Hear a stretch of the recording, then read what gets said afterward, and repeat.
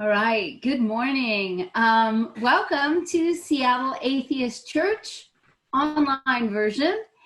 Agnostics, atheists, skeptics, free thinkers, non-believers, non-theists, whatever you like to call yourself, you are welcome here. At Seattle Atheist Church, we call ourselves an atheist church, and you will never hear anything supernatural promoted from the podium. This is our creed. Seattle Atheist Church was founded on the principles of scientific naturalism and secular ethics, which commits us on the one hand to reason and evidence-based thinking, and on the other to compassion for our fellow human beings. These commitments motivate us to oppose magical and wishful thinking and all forms of dogma, as well as to stand firmly against all forms of prejudice. Truth claims are attempted here, and we stand ready to revise our thinking in light of new information. We attempt to be excellent to all conscious beings, and we believe in good, because good works in non-mysterious ways. If that sounds right to you, then you are in the right place. Hey everyone, can you hear me okay? I want to make sure the volume's high enough. Okay, I see Richard has his thumbs up, Jack has his thumbs up, so I'll take that as a yes. Thank you for joining me today. So this is a talk about heroes and saints, and I promise that I'll get there. But before I talk directly about heroes and saints, I want to start with a couple of true stories. So these are true stories. I'm going to start with an excerpt from a Medium article entitled "The Tragedy of Fritz Haber." It was written by Paul Barak. And so allow me to read for a bit. By the spring of 1915, the Great War had already scattered the shredded, rotting flesh of men and boys across the once lush Belgian fields of Ypres. On the German side of this horror show stood Fritz Haber, small, bald, and pot-bellied. He gazed across the battlefield through pince-nez glasses at his country's enemies, the British, the French, and their Dominion forces. Wrapped in a fur coat against the chill of the late April evening, the German Jewish chemist prepared the signal. In front of him were 6,000 metal tanks containing his creation. At 6 in the evening, the wind was just right to put his plan into action. With his typical Virginian cigar hanging below his trim mustache, he gave the signal. God punish England. The shelling ceased, the valves were opened, 168 tons of chlorine gas were released into the world. The 15-foot wave of greenish-yellow mist rolled across the cratered landscape of rotting limbs, shredded flesh, and the shrieks of wounded men. Leaves shriveled on their branches at its touch. Grass turned the color of metal. Birds dropped from the sky. Operation Disinfectant had begun. The Allied troops watched the gas approach curiously. They were expecting a German charge once the shelling ceased. Carried by the breeze, the gas took on a pinkish hue with the setting sun. A man walking at a brisk pace could outrun it. But no one ran. No one had seen this before. At a casual stride, the gas filled their trenches and their lungs. Red-hot chemical needles jabbed at the delicate flesh of the blood vessels in their lungs. The searing pain brought soldiers to their knees. They convulsed in pain, tearing at their throats. Pus and phlegm filled their lungs. Yellow mucus frothed from their mouths before they coughed out blood. Their faces twisted in agony. They drowned on the land. Terrified by this new horror, many Allied soldiers ran, leaving a 6-kilometer gap in the line.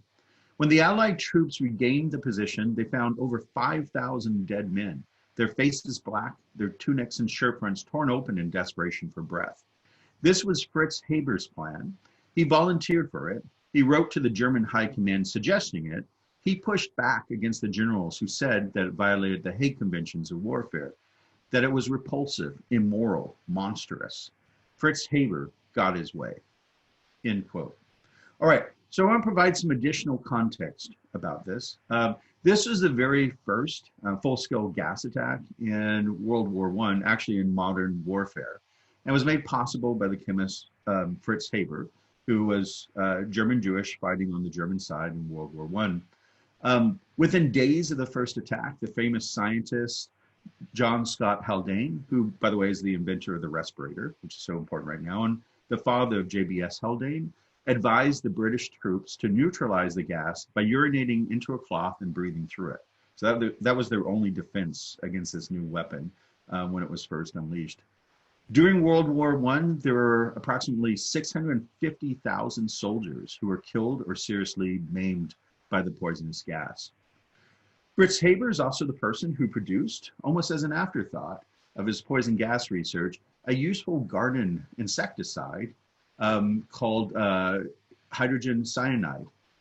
Quarter of a century later, this insecticide the odor was removed from it. It was relabeled as Zyklon B.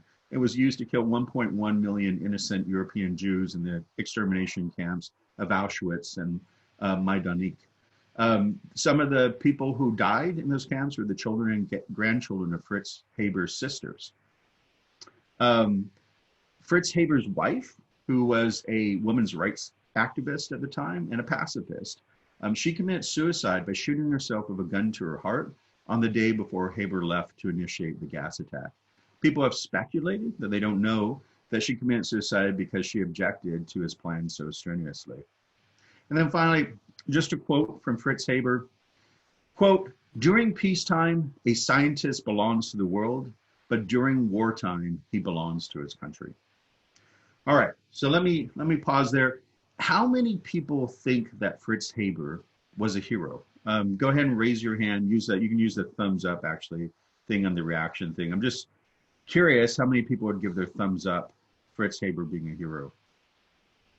Okay, so universally, no one put a thumbs up, which is understandable. And what I'm going to do now is I'm going to tell you a different story. I'm going to tell you a different true story. And this is actually a story, hopefully it's not going to be as negative. It's really a story about the importance of bird poop. It's about the importance of bird poop. So just some basic facts. To grow crops, you need fertilizer to be able to grow crops efficiently, to be able to replace all the nutrients that are removed from the soil when you're growing the crops. The most important nutrient that you need to replace is nitrogen. Now, fortunately, nitrogen is abundant. We're surrounded by it. About 80% of the air that surrounds you right now is composed of nitrogen. So it's all over the place. Unfortunately, there's not an easy way to extract that nitrogen from the air. So that makes it somewhat precious. In the 1800s, the need for nitrogen led to a really important but completely disgusting job called a night soil collector. Does anyone know what night soil is? Just out of curiosity? Yeah. So a few people out there. So night soil is, here's the definition from Wikipedia. Night soil is a historically used euphemism for human excreta collected from cesspools, privies, pill closets, pit latrines, privy middens, septic tanks, and so on. This material was removed from the immediate area, usually at night, by workers employed in this trade. So it has to be one of the worst jobs in history to be a night soil collector. But the reason it was so important is, you needed the nitrogen. So all that night soil was collected and was brought across to, for farmlands to try to grow more crops. The other thing that this desperate need for nitrogen led to was something called the golden age of guano. And, again, guano is a nice euphemism. Is everyone familiar with what the word guano means? So again, Mickey's putting his thumbs up. Guano, if you're not familiar with it, it is mainly bird poop, but can also refer to bat poop. Bat poop apparently isn't quite as good as bird poop. And really good guano is produced by seabirds. Pigeons do not create great guano because seabirds are necessary to have high nitrogen. All right, so what is this golden age of guano? In the 1860s, in the islands of Peru, an estimated 60 million seabirds pooped out a 150-foot high mound of guano on the small islands and rocks that line the coast. So you should see pictures of this thing. You have like this little teeny, island, and then there's this giant pile of white gold is what they refer to it, but there's white guano on top of it. And another really, really horrible job, enslaved labor was used to mine this guano. Quote, guano mining conditions were horrific. Chinese laborers, some kidnapped, others conned into thinking they were headed for California's gold fields, killed themselves en masse rather than face the hell of digging through mounds of ancient ammonia in the blistering sun. Horrible job, be a guano miner. Okay, but the reason, again, it was so important is you needed to grow crops. You needed the nitrogen. And so they would mine the guano, and then the United Kingdom got a monopoly with Peru. And so they would transport all this guano, across the seas to be able to grow crops on English farmland.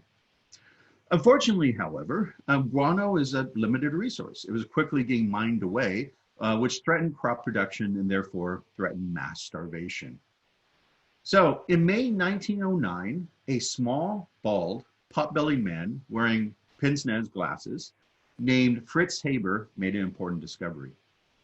So this is from Scientific American. In Scientific American, quote, chemist Fritz Haber placed a sheet of osmium in a still chamber, pumped in a mix of nitrogen and hydrogen gases, and cranked up the heat and pressure. Then outflowed ammonia, the elusive raw material for producing synthetic fertilizer. It was a eureka moment scientists have been pursuing for a decade. Haber managed to create the necessary conditions to transform nitrogen gas, abundant in the atmosphere but useless for life, into a digestible form, end quote. Vaclav Smil, in his book Enriching the Earth, says that the Haber-Bosch process, that's the process that Haber helped invent, has, quote, been of greater fundamental importance to the modern world than the airplane, nuclear energy, spaceflight, or television. The expansion of the world's population from 1.6 billion people in 1900 to 6 billion in 2000 would not have been possible without the synthesis of ammonia. The International Fertilizer Industry Association reports that over 100 million metric tons of nitrogen produced by the Haber-Bosch process are applied annually to global crops, over half of it to cereal crops. Smil and others have calculated that over 2 billion people, about 40% of everyone who's alive right now, are fed by food grown using fertilizer from the Haber-Bosch process. So according to ScienceHeroes.com, which has a ranking of the scientists who've had the most impact on human history for the good, he ranks number one, Fritz Haber, for extracting bread from air. That was a phrase used to describe what he did when he received his Nobel Prize. Here's what Steven Pinker writes in his book Enlightenment Now. Quote, over the past century, grain yields per hectare have swooped upwards while real prices have plunged. The pre-nitrogen farming techniques, and if the food grown today had to be grown with the pre-nitrogen farming techniques, an area the size of Russia would go under the plow. In the United States in 1901, an hour's wages could buy about 3 quarts of milk. A century later, the same wages could buy 16 quarts. The amount of foodstuff that can be bought with an hour of labor has multiplied as well, from a pound of butter to 5 pounds, a dozen eggs to 12 dozen, 2 pounds of pork chops to 5 pounds, and 9 pounds of flour to 49 pounds. Fritz Haber won the Nobel Prize in Chemistry in 1918. Without his work, the Green Revolution would have been possible, the Green Revolution of miracle strains of genetically engineered high-yield rice. Without his work, we wouldn't have been able to move from a world population of 2 billion to 7 billion. So by all accounts, Fritz Haber was a gregarious and outgoing man who loved good jokes. He was also loyal and devoted to his friends. Later in life, he would help his close friend and colleague, Albert Einstein, through Einstein's divorce. All right, let me stop there. So the person in the first story is the person in the second story. I hope that's clear by now, which is confusing. So it's really hard to come up with, what should we think of Fritz Haber's life? If there's a cosmic ledger of goodness, he would have amassed huge entries in both the debit and credit columns. To be precise, over on the debit column, we have 5,000 deaths that can be directly attributed to him. He stood on the front lines. He released those gas canisters, which led directly to the death of 5,000 British soldiers. 650,000 soldiers were killed or seriously maimed by his process during World War I. So even if he doesn't have a direct responsibility for that number, he has a pretty strong, there's a pretty strong causal correlation there with the death of 650,000 or the maiming of 650,000 soldiers. On the other hand, in the credit column, 2.7 billion people on the earth who most likely wouldn't have been here other than the Haber-Bosch process of extracting nitrogen from air. Okay, so I want to take a moment to talk about why we find it so difficult to think about Fritz Haber's life. There's something called the halo effect. And the opposite, by the way, there's the halo effect, and then the opposite is either called the horn effect, or some people call it the devil effect. But the halo effect was first described by the psychologist Edward Thorndike in a paper called A Constant Error in Psychological Ratings. That was like from 1915. In that paper, he discussed a study of employees in two large industrial corporations. He pointed out that individual employee ratings were often highly correlated across different traits, such as intelligence, reliability, industry, even physique. That was also one of the ratings. In other words, people were usually judged, quote, either rather good or rather inferior. So the halo effect is we tend to look at the first quality of a person, and then we judge everything else about that person by taking into account that first trait or quality. Let me give you another example of the halo effect. This is from Thinking Fast and Slow. That's the Kahneman book, Daniel Kahneman book. Daniel Kahneman asks us to imagine two people. First person, his name is Alan. So let's imagine Alan right now. Alan, I'll tell you, Alan is intelligent, industrious, impulsive, critical, stubborn, envious. That's Alan. Now I want you to take a moment and think about Ben. Ben is envious, stubborn, critical, impulsive, industrious, and intelligent. And now I'm going to ask you, now that you have both Alan and Ben in your mind, which of these two people are you going to invite to your next party? How many people want to invite Alan to your next party? No one. No one's inviting Alan. Okay. How many people are going to invite Ben? Okay, maybe he's going to invite Ben. Oh, hey, hey, great. John's inviting Ben. That's fantastic. All right. Now, hopefully most of you noticed the trick here. Oh, I see. Okay, great. The trick here is these are exactly the same traits, right? Alan and Ben, I listed the same traits. It's just I started in one case, in Alan's case, with intelligent, with the positive traits. And with Ben, I start with the negative traits. And part of what's going on here are things like stubbornness are neutral trait terms, because stubbornness can either be seen as positive or negative, depending on what you've said before about Alan or Ben. So people tend to build an entire impression around a person from what you first hear about the person. So that's the halo effect. So the reason I'm bringing this up is the way you think of Fritz Haber, either as a demon or a saint, is heavily influenced by the order in which I presented the two stories of his life, right? There's the Fritz Haber invented the Haber-Bosch process and saved billions of lives. And he's considered a hero, perhaps the greatest hero of all time, if you listen to scienceheroes.com. Or there's also the Fritz Haber who led the chlorine gas attacks that directly resulted in 5,000 people, dead. And that's sort of Hitler level evil. So that's the evil Haber. So we have a hard time psychologically making sense of that, because we can't just categorize Fritz Haber as a hero or as a villain. All right, so what do we conclude from this? So was Fritz Haber a hero or a saint? The answer to that question really depends on how you define a hero. If by a hero you mean someone who led a perfect life and could do no wrong, then clearly Fritz Haber was not a hero. But keep in mind that just about no one in history can be celebrated in this way. Thomas Jefferson is famous for owning enslaved people. Gandhi was a racist and a pedophile. At least some people have accused him of that. They tore down his statue in Davis, California because of those accusations.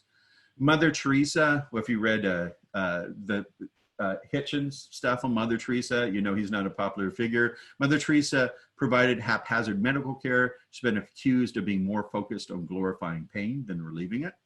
Isaac Newton is famous for having a horrible personality, horrible person, but even more importantly, he was the master of the Royal Mint of England. And once, while he was in that role, he had a counterfeiter hanged and publicly disemboweled.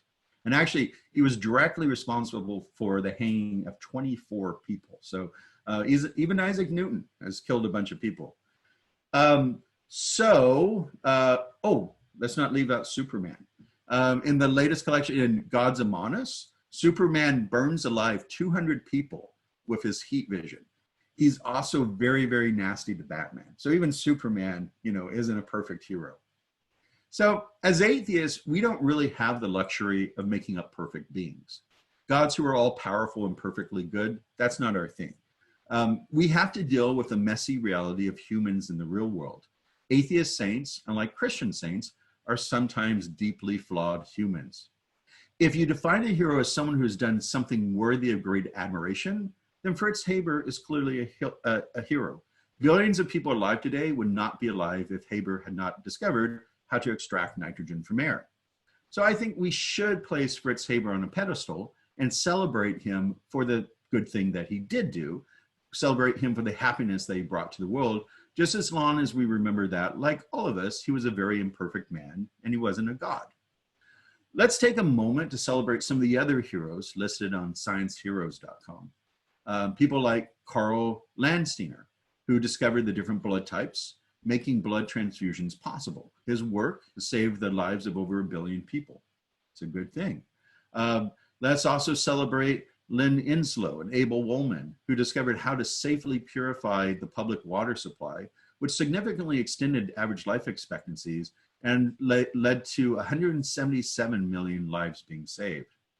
Or William Fogey, who eradicated smallpox. In the 20th century, smallpox was responsible for killing over 300 million people. Thanks to William Fogey, the disease no longer exists. That's a pretty good thing to have on your tombstone. Finally, let's take a moment to applaud Fritz Haber for creating a method for, quote, extracting bread from the air and saving billions of lives. In this time of pandemic, when our future is dependent on science, we shouldn't stop celebrating science or great scientists. We atheists also need our heroes and our saints. Thank you.